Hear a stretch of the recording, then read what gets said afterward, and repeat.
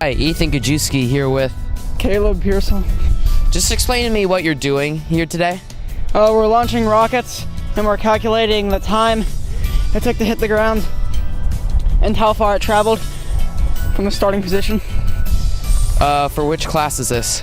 This is Enriched Physics, Period 5, Miss Rodding. Ethan Gajewski here with... Sean Uber. So out here, today, you guys are shooting rockets. Can you just give me the process of like how you set up, like what you do, stuff like that? Well, in the classroom, we have to get ready. There's tables in the back. I have all the rockets on it. She tells us what each thing does in the bucket and with the rockets, how to launch them, and what all the angles things are. So there's a wheel, there's a pump, and there's the rockets and a bunch of timers and like meter things. And yeah, once she tells us how everything works, she just lets us go out and do the rockets. Ethan Gajewski here with... Bram Carter. Niacin, huh? Okay, so right now we're at the launch site, I guess we would call it. So give us a rundown on how it works.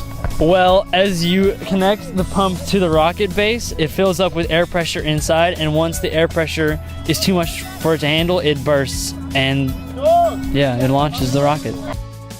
I will now fill the rocket with pressure. How far do you think it's gonna go? Usually it goes around 75 meters. Oh, jeez. Wow. Gosh, Look at that. Now go measure. Run. Alright, so I was way late. Ethan Gajewski here with... Miss Rodding, physics teacher. Okay, what will this lab teach students? Well, the students are measuring the time in the air, and from the time in the air, they're going to be able to calculate the vertical velocity of the projectiles. They're also measuring the horizontal range, and from that, they're going to determine the horizontal velocity, and eventually they're going to learn how to figure out the launch velocity and the launch angle from those two pieces of information.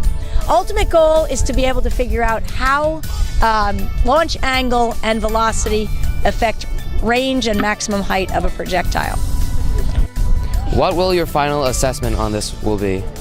The students are going to be asked to predict where they have to place their rocket and at what angle they have to put their rocket to exactly hit the crossbar on the football field. Thank you. Thank you very much.